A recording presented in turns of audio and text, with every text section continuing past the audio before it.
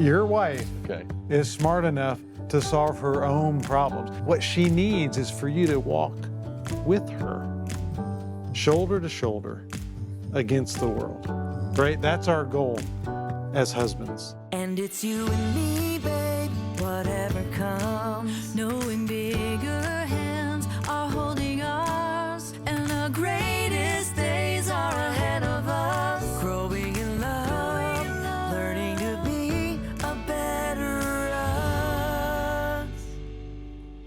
Hi there, so glad you stopped by our home. Welcome to A Better Us. You know, we should never stop learning and growing in all aspects of our life, and that especially includes our marriage. And one of the areas that most husbands would probably say needs improvement is their listening skills. Say what? Exactly. Okay, I'll admit that sometimes I can hear you, hon, Yes. but I'm not really listening. And you know what I mean, I'm sure. And that's why we've asked Dr. Mike Ronsisvalle, who usually brings us wisdom from the beach, to join us guys in the workshop. And the topic is, you guessed it, how to truly listen to your wife. I like that topic. Also coming up, Neil and Sharol Josephson challenge us to have a regular marriage meeting where we can put those listening skills to use. Right. All that and much more coming up, so stay with us.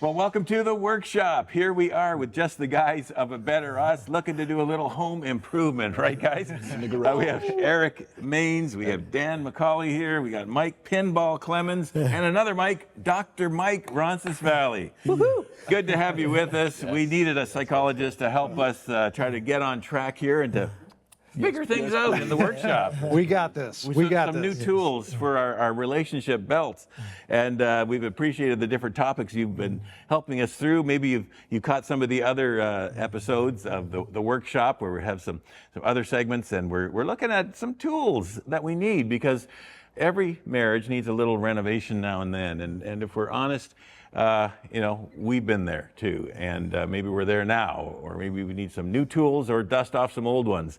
But where are we going to head today, Dr. Mike? So how many times have you guys been sitting with your spouse and they look at you during a conversation and say, would you just stop trying to fix me? Like, how many times does that happen? It happens. It happens. Yeah. It happens. It's part of how we're wired, guys. As men, we want to kind of get in the trenches, see a problem, understand how to address the problem, create a relevant response, and get a desired outcome. That's what we love, right? Well, here we are in the workshop propagating that stereotype, right? There we go. You know, well, it's just part of us. I mean, that's fine. It's actually it's a God-given strength for us to solve problems. It's a wonderful part of who we are as a group.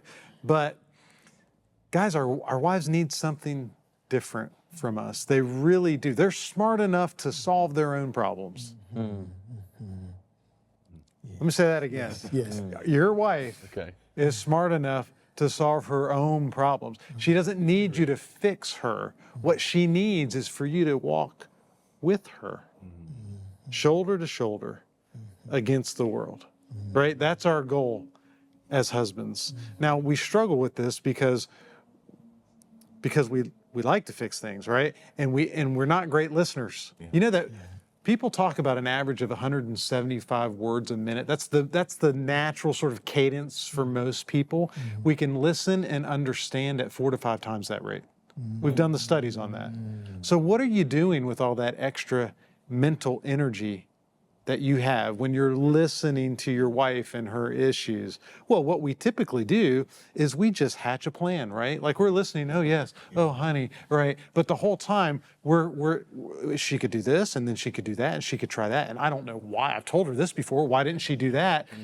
You're just waiting for your opening to jump in and tell her. Man, you can't wait, right?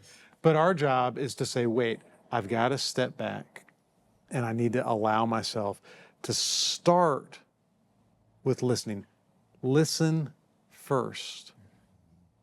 Talk less. Like, that's a good goal. And that's the first step in becoming someone that can empathize with our wife rather than fix them. What are your thoughts? You guys have any thoughts on what are the strategies? What have you tried?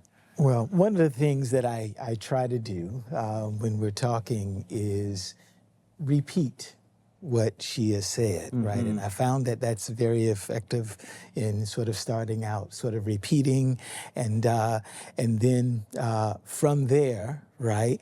I'm hoping that there's something that stimulates her, right?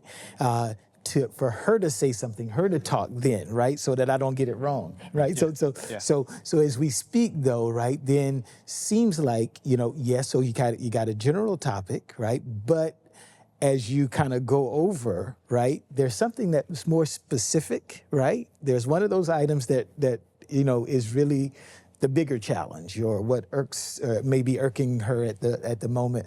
But I've found that if I am patient in my feedback, right, but caring in my desire to listen to her, right, she's so much smarter than me.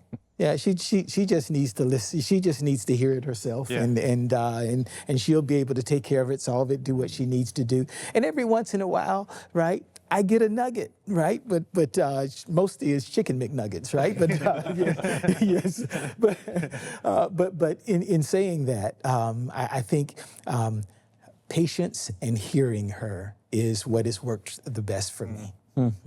So I remember a segment, I think we maybe did it in the huddle early on, where I think it was Bill Farrell. If it wasn't there, I've heard him say it before, that when your wife is telling you about her day, or telling you what she's telling you, that she's knitting her life to yours. Like, it's important to her to know that you, like you were there with her, to know what color this was and who said what and how it felt and all that. And so that I mention it again because it's stuck with me as like the picture of knitting, and she wants to be connected to us. And so actively listening and allowing her to knit that connection. You want that connection. Yeah. That connection, if you're going to be selfish, that connection benefits you. I mean, in the end, right, guys feel especially emotionally close with their wives after sex. Women, in order to want to have sex, need to feel emotionally close with their spouse. And that happens through the deep conversations that and allowing that knitting to happen. So when we shut that down, we're doing not only her a disservice, if we're going to talk selfishly for a second, we're doing ourselves a bit of a disservice too. And sometimes I think for me, I'll say as well, I think I'm a pretty good listener, except that the step that I need to work on, and maybe all of us do or some of us do, is letting her know that I actually heard it. Like I may be able to perfectly regurgitate what she said, but if she doesn't think I was listening, it doesn't matter, right? So actively listening, Totally. like, oh yes, and like you said, paraphrasing back what she said, actively listening, so she knows not only that I let the knitting happen and that I'm tuned into it, but that that she knows I actually heard it, like she knows I did. So and that makes the difference, I think. Communicating with understanding. Like you're talking, you're communicating, but now she knows you understand because you're actually showing her that you know what she's saying. Yeah, I definitely I go towards problem solving or peacekeeping. Like those are my go-tos, and as Dr. Mike already said, we're hardwired that way. But that's not what my wife needs in that moment. I've found. I'm less than 10 years in, but I have found that she needs me to be a sounding board. She needs me to be, and Coach Mike said it good. Yeah, you're saying back to her what she's saying, and she's smarter than us anyway. She's gonna figure it out. Like I loved that. But yeah, I definitely fall towards okay, well she's upset here, so let me try to keep the peace, and no, you shouldn't be feeling that way because, but that's where I took the wrong step there. You shouldn't be feeling that way. No, let me understand. We're communicating, but with understand. Let me understand why you're feeling that way and see if I can empathize as well. Empathy is a foreign word to me, but I'm working on it. We're in the workshop. We're working on it. That's what we're supposed to do here. Yeah, we're working on it. I wrote down a meme that I saw on social media where the words came up. My wife just stopped and said, "You weren't even listening, were you?" And I thought, that's a strange way to start a conversation. Anyway, the tool that I pulled out for this segment, What we got? Oh yeah. those earmuffs. You could put them on, and I don't know I'm talking that loud. I'm certainly not listening. I can't hear what you guys are saying. I'm just kind of safe in my own little world here. Am I talking loud? Yeah. And it's just kind of one way. But if we do that, our wives can really know when we're listening, or if we just, our mind is maybe somewhere else in our thoughts and we've got the earmuffs on, we're not really listening. Because we do tend to be, even when we are kind of hearing, we're not really listening. And we're hearing to try to just respond, and as you said, to fix it, because that's the way we're wired. And so, sometimes our thought process in that conversation that she's talking, you're kind of thinking, I don't understand where she's kind of crazy. It doesn't make sense to me, but it's important to her what she's saying. And if we realize, okay, maybe it doesn't compute with me, and I don't really see the issue here, but it's important to her, so I'm going to listen. I'm going to empathize. I'm going to say, not shoot her down for having those feelings, but to say, to validate those feelings, and to say, I know I've done the wrong thing many times in saying the wrong thing, and sometimes just has to come right out and tell me, hon, that's not what I need from you right now. I just need you to validate that, and empathize with me, and not try to fix it or tell me that doesn't make sense. But and it's just exactly what we've been talking about. Yeah, and I think the word is emotional safety. Emotional safety. That's a big catch word in the research right now in the literature, and they find that couples that have what we call emotional safety as a characteristic of the relationship tend to be much more satisfied. What does it mean to have emotional safety? Well, it means that I feel comfortable enough with you and safe enough that if I pull that veil back a little bit and I let you see what's going on inside of me, that you're not going to judge it, you're not going to criticize it, you're not going to try to fix it.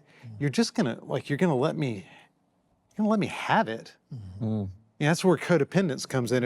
It's codependent when we go into, but you shouldn't feel that way. And no, you don't understand me. I didn't mean to say it that way. You don't get me. And we spend so much time trying to convince our wives not to feel. And ultimately that makes them believe, and rightly so, that the relationship is not a safe relationship to feel in. And if a female is a feeling individual, which most of them are, it's gonna feel really hard for her to connect with you and to have that deep emotional intimacy, because that's really what we're shooting for. When we listen and repeat back and hear, and we're allowing ourselves to feel emotionally intimate. And what does emotional intimacy lead to? Sexual intimacy. Almost always. Emotional intimacy precedes sexual intimacy. So listening like this, having an emotionally safe relationship, is like an aphrodisiac for your spouse. That's one way to look at this. I'm just going to put it out there. Duly noted. Yeah. Note to self. Okay, so we need to put down the earmuffs, and now I tend to pride myself a little bit in being a bit of a handyman. I can do a few things around the house, and I think I'm pretty cool. I can do that, but I do know my limitations. I know when I need to call in the plumber or the electrician, and to say, okay, this is a little beyond me, and if there's some issues that you're dealing with that's a talent right there, knowing your limitations too, not trying to. Right. Sometimes you think you can fix it, and you're going beyond, but sometimes we need the help of a professional. And so, and like a Dr. Mike type or a counselor that can really go a little deeper where you don't really have the skills to go. And so we encourage that, definitely. It's a sign of strength, not weakness, if you go to seek that kind of help. And so maybe we'll just leave it at that. But this has been a great discussion, guys, in the workshop. Marriage is work, but it's so worth it, so satisfying to look back at what you've been working on and say, boy, we created something pretty neat here. Yeah, love it. Okay, stay with us. More Better Us to come. But sometimes we avoided the conversations because there was so much stuff that had built up between us that we didn't want to go anywhere near that pile.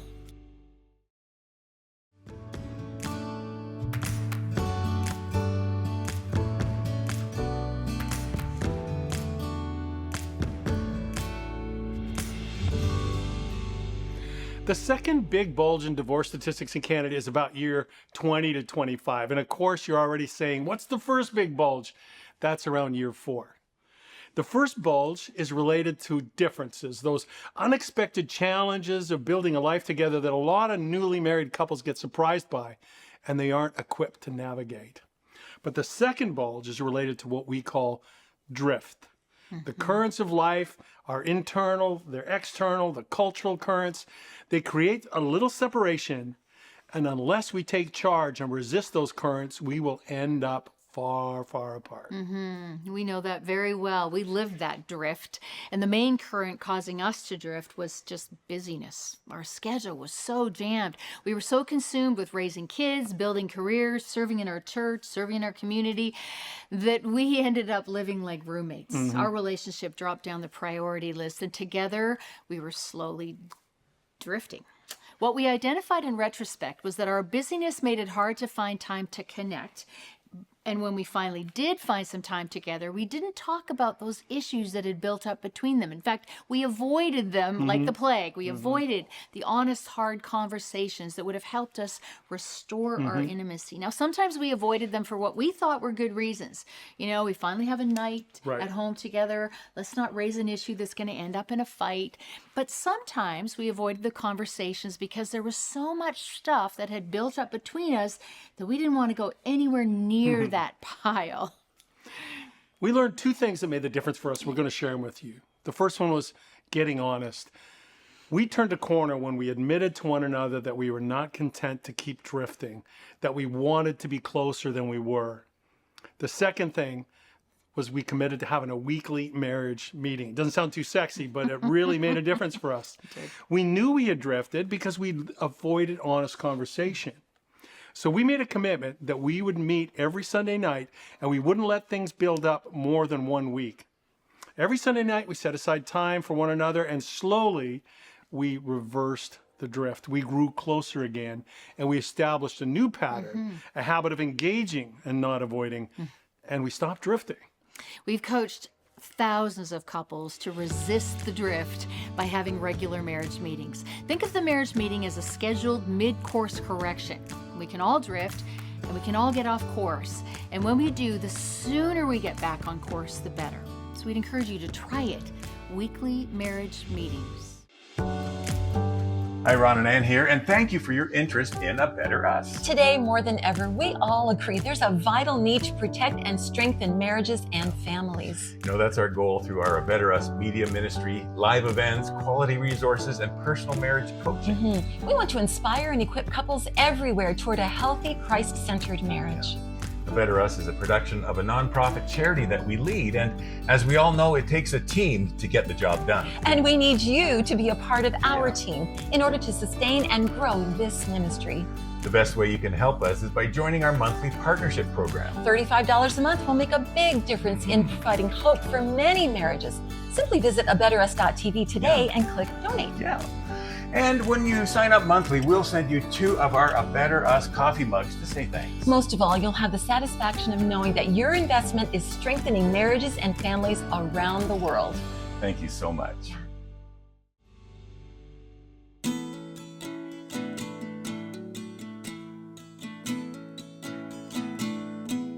Yeah. I'm doing something right.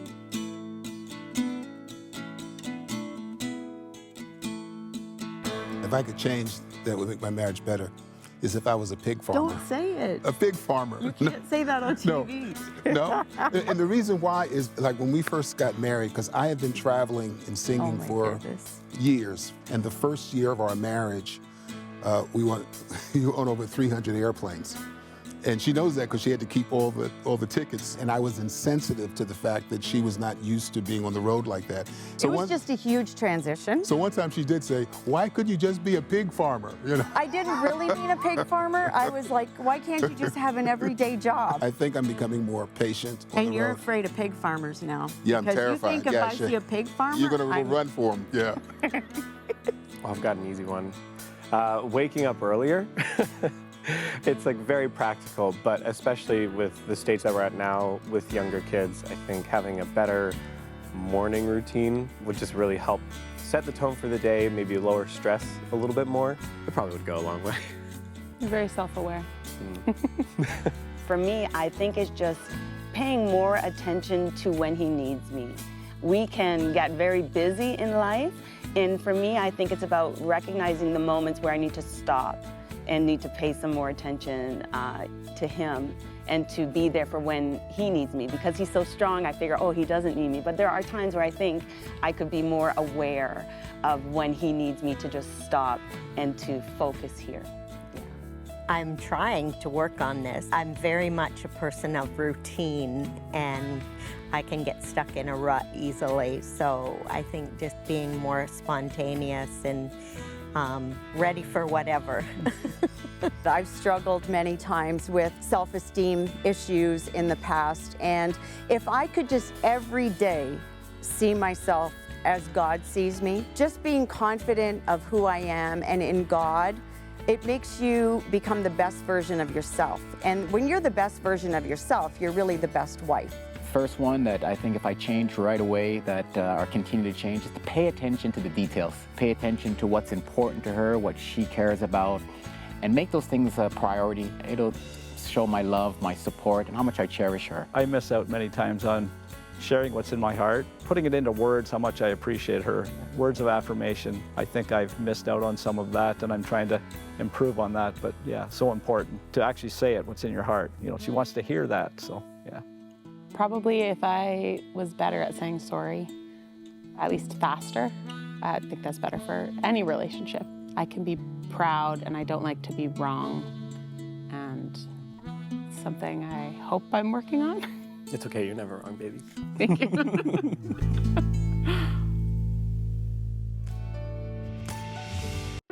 Stay connected with us online. Visit abetterus.tv to watch full episodes, find marriage resources, and subscribe free to your weekly Marriage Moment emails.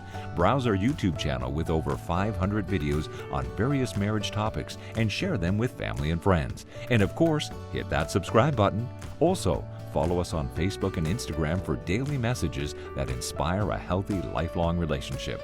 So be sure to connect online in your journey toward a better us. So here's a question from a fun-loving wife whose idea of fun is not matching with her husband's. And in fact, the whole context, she's saying, I want to go out and have activities and you know, ride bikes, do something. His idea of having fun together, as she says, is taking a nap. Yeah. Or Or watching a movie or just doing something that Yeah. doesn't require physical activity, right? Right. And that's just one way we can be different, because we can have a difference in energy level for fun, or we can have a difference in our interests. Like some people are just fanatic fans about something and their spouses couldn't care less, right? So we all have to navigate that. So the first thing is to identify the loves that both of you have for just free time. What is it that you love? We were working with a couple a little while ago. He loves car racing. She has no concept of even what it's about, why you would want to do that. A car is just to get from one place to another. Right. He loves it. He likes to talk about different kinds of cars and engines and all that kind of stuff. Well, guess what? When she began to realize how fun this was for him, we gave her a little assignment, and that was to go to a car race because she'd never been. Just join him at the car race. And now I think that was about 10 years ago.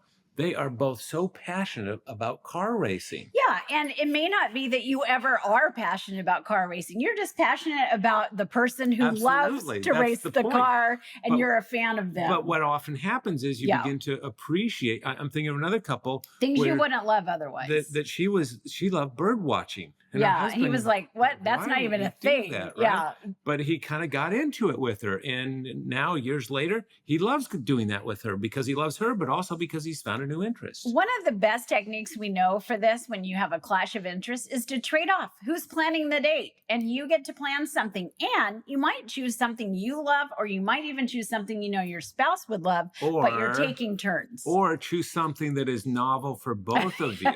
That's the real Yeah. challenge. If you can come up with a date that neither one of you would naturally lean into. Sometimes we hear from couples, those are the best nights. And we've had that experience too. We've had some date nights where we did things that were out of our comfort zone, out of our routine. Yeah, And- like the flying trapeze. Yeah, I thought you might bring that up.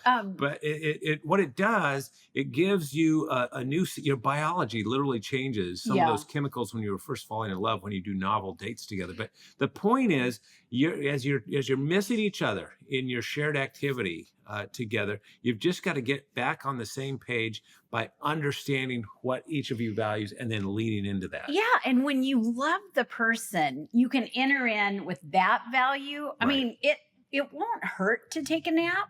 You might not find that to be fun, but you can snuggle together, and there might be other cozy things that you like about that And moment. lay down there and look at your phone while he's falling asleep. or I'm whatever. telling Yeah. you, there are ways to say I love you that get you out of your comfort zone and into their world. That's it.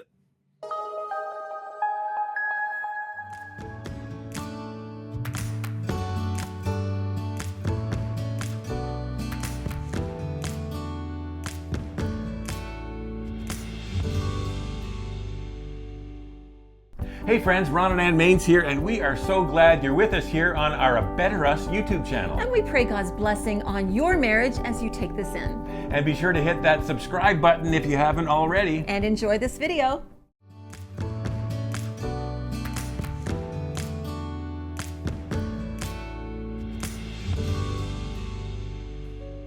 Well, thanks for joining us today. It's been a great program. In watching the workshop segment, it seemed like the guys got some good tips on listening from Dr. Mike.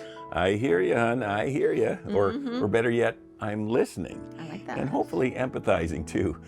Now, that's definitely a good home improvement skill, isn't it? And I like what Dr. Mike said, that it's so important that a husband is a safe place for his wife so she can share her feelings without any negative backlash or being judged or the husband slipping into Mr. Fix-It mode.